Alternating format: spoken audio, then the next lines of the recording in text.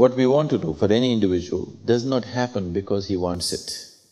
It happens because he earns the necessary capability. Without capability, I want this to happen, I want that to happen, only empty dreams will happen. If life has to happen, we have to earn the necessary capability.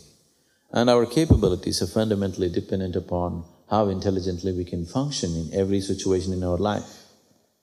And that fundamentally depends on how well-connected our brain is.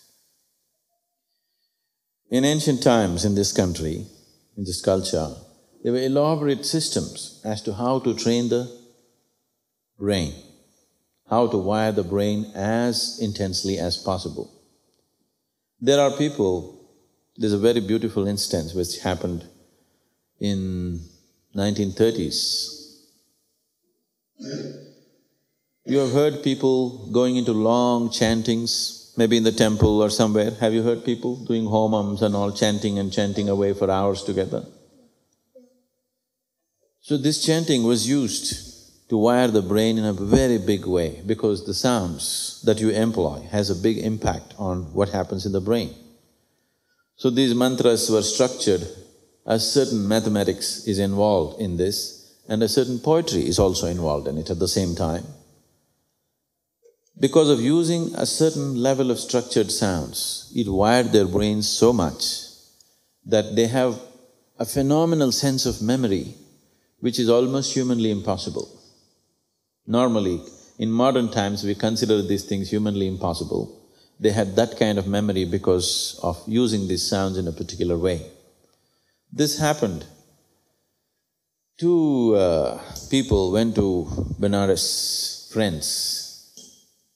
They were having a bath in the river and among themselves they were talking and they were making a business deal. So it was agreed that one friend offered 50,000 rupees to the other friend to do business.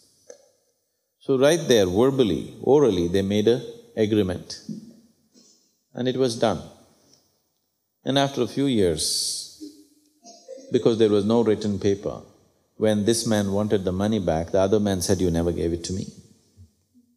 No such thing happened. So he went to the court. When he went to the court, he had no proof. He said, "I have given the money," but he had no proof. Then the judge said, "You have to get some proof, otherwise we cannot do anything about it." Then he remembered, when they were in the river, they saw a Brahmin priest who was having bath close to them.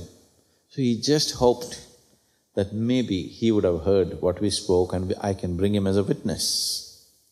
So he went looking for that man in Benares. He found the man and to his disappointment he realized that the man did not know English. These people were talking in English language and this priest did not know English language. So he thought, this is no good. Then the Brahmin asked, why? Then he told him, see, 4 years ago, we were having bath and you were also there. I was just hoping that I could use you as a witness. The Brahmin said, okay, I can repeat whatever you said. Whatever you two had conversation, I can repeat that. He does not know English language, but he repeated every word of what they said. He just remembered every sound, what they uttered. He did not know the meaning of it, he did not know the language, but he could repeat every word what they said. And he was brought to the court and he won the case. So, our memory and our ability to do things can be so greatly enhanced if only we handle this inner situation right. And one simple thing to do, if all of you are willing, we can bring many more steps into it. But one simple thing to start with is learning to be just still. If you sit somewhere, simply learning to just sit absolutely still, unmoving, just sitting still, you will see your ability to grasp and your ability to use the brain will be greatly enhanced. So I want you to understand this. Everything that you see, hear, smell, taste and touch is recorded. Your memory problems are only your ability to bring it back when you need. There is no recording problem. It is recording everything. But you are not able to pick out what you want. If you want to pick this out, something else is coming. So that is just a question of clarity, not of memory. Memory means, suppose if we say this phone has low memory, what does it mean? It has limited capability to record, isn't it? If I press 2, if 5 comes, what does it mean? Bad memory or bad keyboard? Bad keyboard. So this is a question of bad keyboard. This is not a question of bad memory. It's very important that you call 2, not 5. It is a question of bad keyboard. Don't try to fix the memory. Memory is great. Everything that you see is recorded. You're not able to type out the right number. That's all the problem is, isn't it? So this is not a question of memory, this is a question of clarity. So we have to work on clarity. What is it that gives us clarity of mind? First thing is, we learn to… If our clarity is not good by itself, the simple thing is to handle things with a certain precision. This is Hatha Yoga.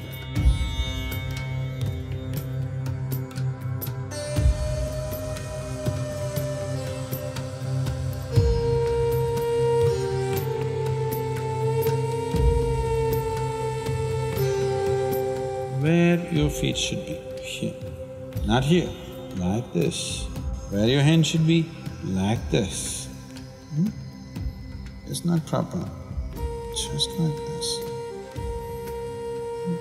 In setting all this, my head is looking down. Oh, not like this, like this. Precision. Now you come down, when you sit down, you watch this, okay? How your pants should be, like this. Whatever you brought with you, your book, where your notebook should sit, where your pen should sit, they should sit. Just practice this. With every little thing, just bring that precision into your activity, it will happen in your mind. You will see, then if I say this, it goes to number 2, it won't go to 5. Means, now gets confused, so handle it slowly. 2, 3, 1. Okay, 2 is here, 3 is here, 1 is here. You just do this with every aspect of your life. You go to bed, how it should be, everything. You go in your room, how it should be. Just bring this meticulousness of what you're doing with the asana into your life. You will see slowly mind will become very, very clear, it becomes meticulous with everything. It's a simple practice that you have to do from this moment. When you stand up, when you sit down, when you walk, and when you go out here, you should just look like this, like you're doing what? Matsyendrasana, like this. How many columns in this? Don't try to count all of them. The first row, if you simply look like this, oh, it's 5 columns. Just you must register this.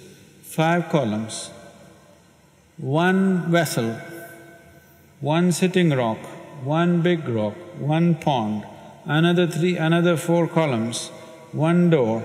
How tall? Looks like 12 feet. Just do this with everything. How many steps from here to there? Don't count like 1, 2 like this. Oh, after you take 3 steps, okay, that's I think 3. Another 3, another 3, another 3. After a few days, count 11 or 4 or 5. Just like that, without thinking, you must slowly know that, okay, I think I walked 12 steps. This is yoga. This effect will happen over a period of time by itself, but now we are in a hurry, so use the mind also to do it, to bring that precision. What you're trying to bring in your body, bring that precision in your mind also. Let the mind imitate the body. you will see clarity will naturally come. Memory is not the problem. Everything is anyway recorded. I will abuse you right now. I'm going to abuse you badly. Try to forget it. Will you? For all your life you'll remember it. Yes or no? So you got great memory. You just remember bad words, that's all.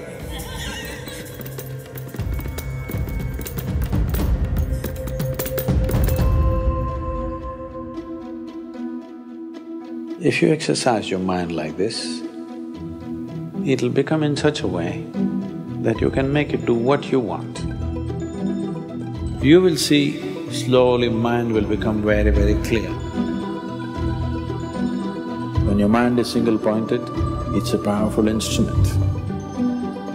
This is something that you do within yourself so that you're able to slip behind the mind. If we know who is behind the mirror, then we can change everything.